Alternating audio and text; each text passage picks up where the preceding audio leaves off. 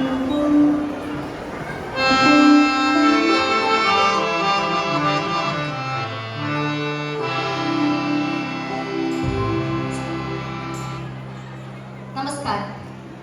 ബഹുമാനപ്പെട്ട ഗുരുജനങ്ങളെ, സ്നേഹമുള്ള സഹപാഠികളെ, ഒരു കഥാപ്രസംഗം അവതരിപ്പിക്കുവാൻ മനോഹരമായ ഒരു മുഖവുര അത്യന്താപേക്ഷിതമാണ്.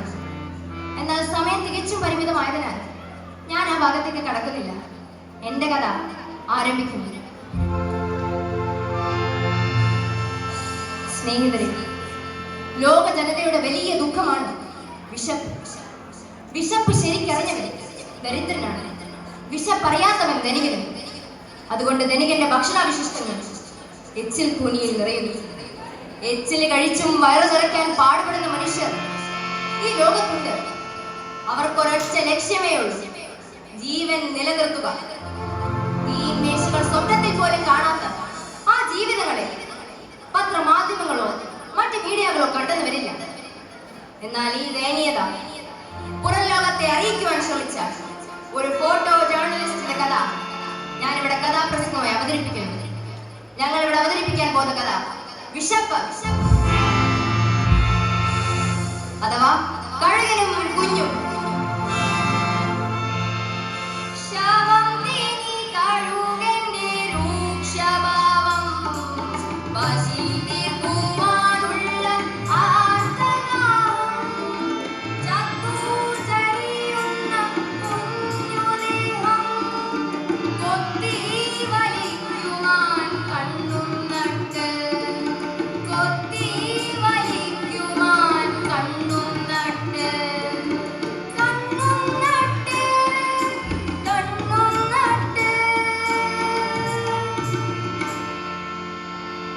കഥ നടക്കുന്നത് അങ്ങ് ദക്ഷിണാഫ്രിക്കയിലാണ്. ഇരുണ്ട ഭൂഖണ്ഡം എന്ന് പരക്കെ അറിയപ്പെടുന്ന ആഫ്രിക്ക ഒരു പട്ടിണി രാജ്യമാണ്. ഏറിയ ഭാഗവും മനുഷ്യർ, ഒരു മസ്തി കുടുംബം. ശരീരത്തിൽ ചെറിയ തുടുപ്പ് തന്നെ. സുഡാൻ, എത്യോപ്യ, അയോ ഇവിടെയുള്ള മനുഷ്യന്റെ സ്ഥിതിയാണ്. പ്രിയരെ, 30 വർഷങ്ങൾക്ക് മുമ്പുള്ള ഒരു മാർച്ച് മാസം, അതെ 1993 ഐക്യരാഷ്ട്രസഭയുടെ ഒരു സന്ദേശം ജോഹന്നാസ്ബർഗിലെ ഒരു ക്ലബിലെത്തി. പത്രപ്രവർത്തകരുടെയും ഫോട്ടോ ജേർണലിസ്റ്റുകളുടെയും ഒരു ക്ലബാണ്. സന്ദേശം മറ്റൊന്നുമല്ല, പട്ടിണിയിൽ പോരുന്ന അയോധ്യയിലേക്ക് ഐക്യരാഷ്ട്രസഭ ഭക്ഷണം വിതരണം ചെയ്തു. അതിന്റെ വാർത്തയും ഫോട്ടോയും പകർത്തുവാൻ കുറച്ചു പേർക്ക് ക്ഷണം. ആ ക്ഷണം സ്വീകരിച്ച് ക്ലബ് ചുമതലപ്പെടുത്തിയ വ്യക്തിയാണ് കെവിൻ കാർട്ടർ. അതിപ്രശസ്തനായ ഒരു ഫോട്ടോഗ്രാഫർ. ഇവിടെയും ഒരു കെവിൻ ഉണ്ട് കേട്ടോ, അതൊന്നും അല്ല.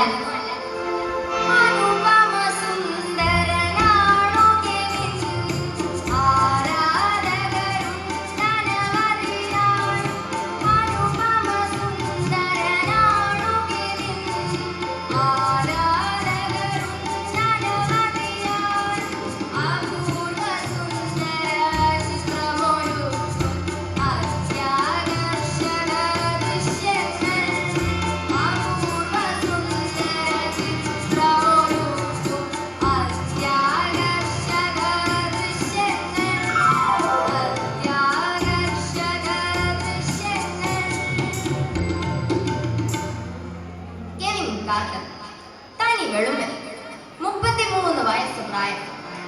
ഫോട്ടോ ജേർണലിസം പാസ്സായിട്ട് മീഡിയയുടെ ഇഷ്ടതാരമാണ്. അങ്ങനെയാണ് ഇയാൾ ഫോട്ടോ എടുക്കാൻ നിയോഗിക്കപ്പെട്ടത്. ഭക്ഷ്യ സാധനങ്ങളുമായി അതാ അവർ വിമാനത്തിൽ യാത്ര ചെയ്യുക. തോളിൽ തൂങ്ങുന്ന തന്റെ നിക്കോൺ ക്യാമറ. ആ വിമാനം ആകാശ വീതിയിലൂടെ പറന്ന് താഴ്ന്നു ആഫ്രിക്കയിലെ അയോധ്യ ലാൻഡ് ചെയ്യുന്നു. ആ ലൈറ്റ് ഹെലികോപ്റ്റർ കണ്ട മാത്രമേ വിശപ്പിന്റെ കൂടുകൾ ഓടിയെടുക്കുകയായി. അസ്ഥിക്കൂടുകൾ ഓടിക്കൂടി ശേഷി നശിച്ച മനുഷ്യർ, അസ്ഥിക്കൂടുകൾ ഓടിക്കൂടി ശേഷി നശിച്ച മനുഷ്യർ. ആഹാരത്തിനു കൈകൾ നീട്ടി ജീവൻ നിലനിർത്താനായി, ആഹാരത്തിനു കൈകൾ നീട്ടി ജീവൻ നിലനിർത്താനായി, ജീവൻ നിലനിർത്താനായി. ഭക്ഷണപ്പൊതികൾ വിതരണം ചെയ്യും മുമ്പ് UN അധികാരിയുടെ ഒരു അറിയിപ്പുണ്ട്. Attention please. നിങ്ങൾ എല്ലാവരും ഒരു കാര്യം ശ്രദ്ധിക്കുക. മരണത്തോടടുക്കുന്ന ഇവിടുത്തെ മനുഷ്യർ പലവിധ രോഗങ്ങൾക്ക് മുറവിടമാണ് എന്ന് പറഞ്ഞാൽ അവരോരോരുത്തരും രോഗവാഹികളാണ്. അതുകൊണ്ട് ആരുമായും ഇടപെടേണ്ട, അകലം പാലിക്കുക. ഇവിടെ നമുക്ക് 30 മിനിറ്റ് മാത്രമാണ് സമയം. ഫോട്ടോ എടുക്കാൻ യോഗ്യപ്പെട്ടവർ താഴെ ഇറങ്ങി. ചിലർ മറ്റു ഫോട്ടോ എടുക്കാനുള്ള വ്യഗ്രതയിലാണ്. കെവിൻ തന്റെ ക്യാമറ റെഡിയാക്കി ചുറ്റുമൊന്ന് നോക്കി. ഒരു നിമിഷം അയാൾ നടുങ്ങി നിന്നു. അതാ കുറച്ചകലിൽ പുല്ലിലായി ഒരു കഴുകൻ തന്റെ നീളം കൊക്കുകൾ പുലർത്തി ചിറകുകൾ വിരിച്ച് കണ്ണുകൾ തുറപ്പിച്ച് ഒരു ശവം കൊത്തി തിന്നാനുള്ള ഒരുക്കമാണ്. ഒരു കുഞ്ഞിന്റെ ശവം അസ്ഥി എണ്ണിപ്പറക്കാവുന്ന വിധത്തിൽ പുല്ലിൽ മുഖം പൂഴ്ത്തി അവസാന ശ്വാസത്തിന് വേണ്ടിയുള്ള കിടപ്പ്. Oh Jesus! മരണകരങ്ങളിൽ ഒരു ജീവൻ നരകക്കുഴിയിൽ കഴിയുന്നു. വയറുനിറയ്ക്കാൻ വഴി തേടി കഴുകൻ കാവലിരിക്കുന്നു. കഴുകൻ കാവലിരിക്കുന്നു.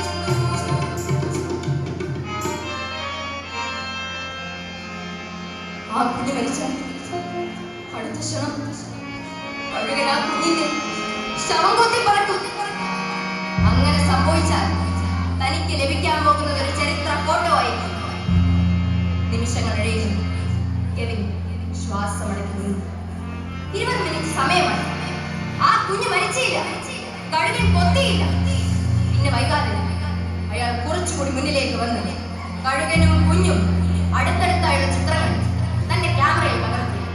വ്യത്യസ്ത ഭാവങ്ങളിൽ 10ഓളം ചിത്രങ്ങൾ. പെട്ടെന്ന് തന്നെ എയർക്രാഫ്റ്റ് അനൗൺസ്മെന്റ് മുന്നിൽ മടക്കത്തിലുള്ള സന്ദേശം. പിന്നെ വൈകാതെ അയാൾ കുറച്ചുകൂടി മുന്നിലേക്ക് വന്ന് ആ കഴുകനെ ആട്ടി ഓടിക്കാൻ ശ്രമിച്ചു. പക്ഷേ ആ കുഞ്ഞിനെ രക്ഷിക്കാൻ കഴിഞ്ഞില്ല. കാരണം അധികാരികളുടെ വിലക്ക് ഈ ദയനീയത പുറം ലോകം അറിയണമെന്ന ഉറച്ച തീരുമാനത്തോടുകൂടി അയാൾ യാത്രയായി. 2 ദിവസം കഴിഞ്ഞപ്പോൾ പത്രത്തിലൊരു വാർത്ത. ന്യൂയോർക്ക് ടൈംസിൽ ആ ചിത്രം അച്ചടിച്ചു വന്നിരിക്കുന്നു. കഴുകനും കുഞ്ഞും ഒരു നാടിന്റെ പട്ടിണി അറിയിക്കുന്ന ചിത്രം. താൻ നൽകിയ സത്യസന്ധമായ വാർത്ത. വിശന്ന വലയും ഈ രാജ്യം പട്ടിണി മാത്രം കൂട്ടായി. വിശന്ന വലയും ഈ രാജ്യം പട്ടിണി മാത്രം കൂട്ടായി. വെള്ളക്കാവാലികളുടെ മരണം അടിമകൾ അനവധി തീർന്നു.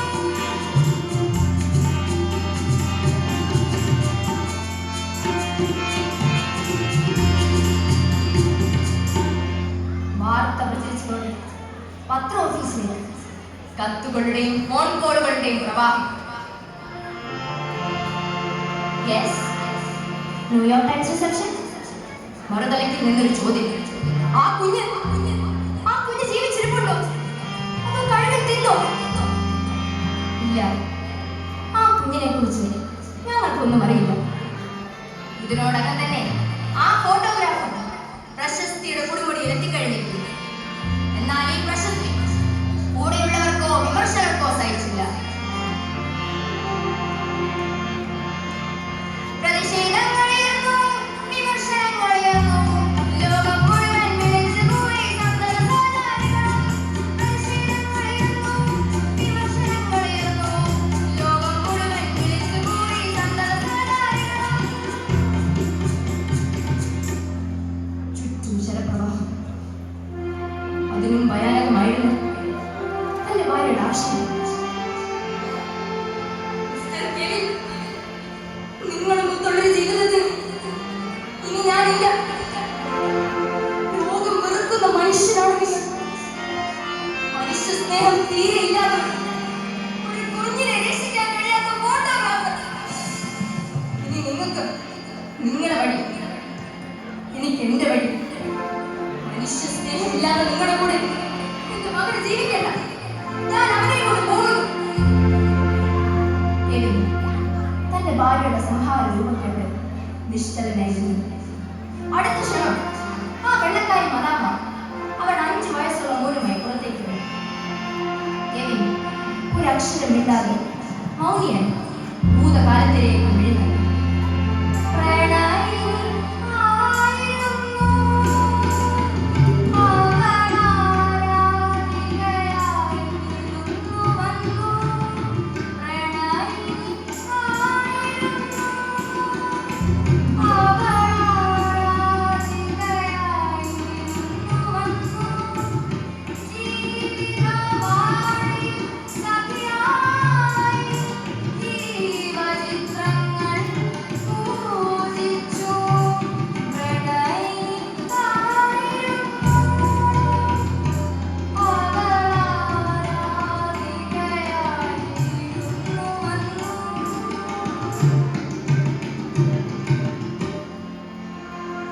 ഗ്ലോറിയ, നീ എന്നെ സ്നേഹിച്ചത് ഞാനെടുത്ത ചിത്രങ്ങൾ കണ്ടു തന്നെയാണ്. എത്ര അധികം നീ എന്നെ പുകഴ്ത്തിയിട്ടുണ്ട്, അഭിനന്ദിച്ചിട്ടുണ്ട്. എന്നെ സ്നേഹിച്ചത് ഉപേക്ഷിച്ചത് ഞാനെടുത്ത ചിത്രങ്ങൾ തന്നെയാണ്. ഗ്ലോറിയ, എന്റെ പ്രിയപ്പെട്ട ഗ്ലോറിയ.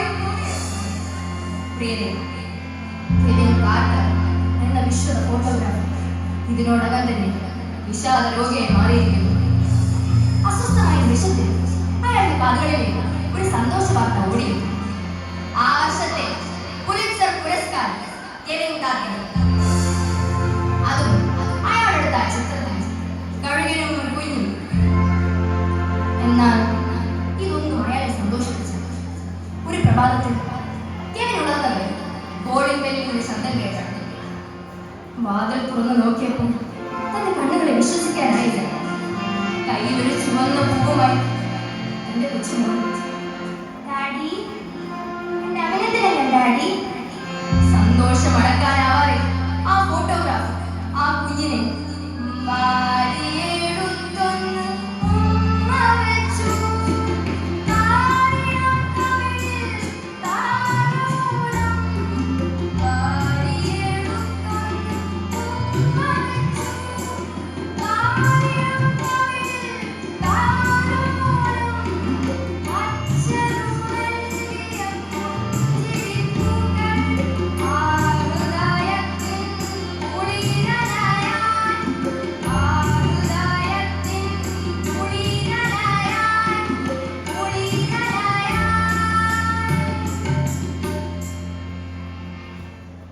മോനെ, നീ ഒറ്റയ്ക്കാണ് വന്നത്?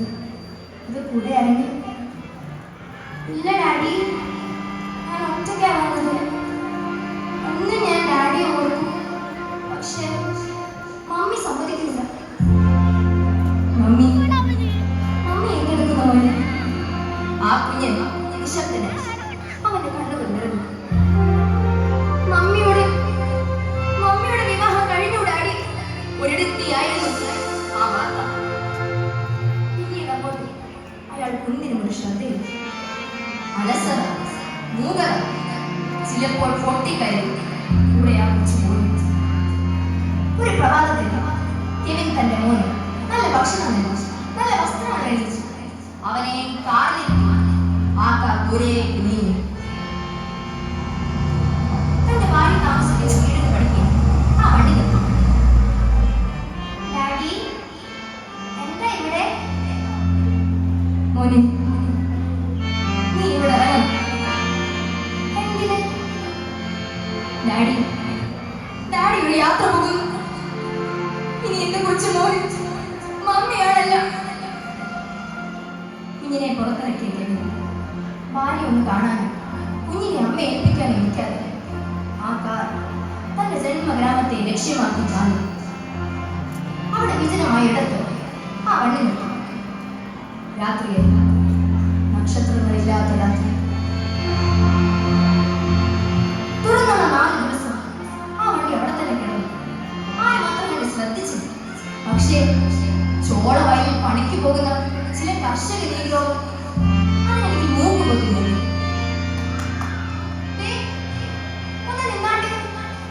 കുറച്ചു ദിവസമായി ഈ വണ്ടി ഇവിടെ കിടക്കുന്നു. ഇതിനകത്തുനിന്ന് വല്ലാത്തൊരു ഗന്ധം വരുന്നില്ലേ?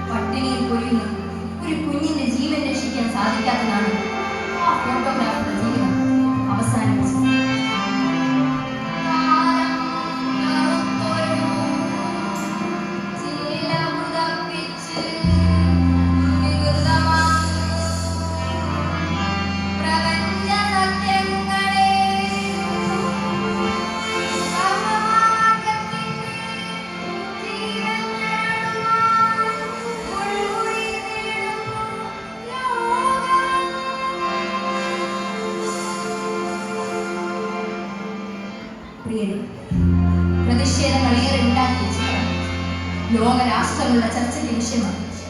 അവിടേക്ക് ഭക്ഷണവും സഹായവും എത്തി. ദക്ഷിണാഫ്രിക്കയുടെ പട്ടിണി മാറ്റിയ ചിത്രമായി അത് വിശേഷിപ്പിച്ചു.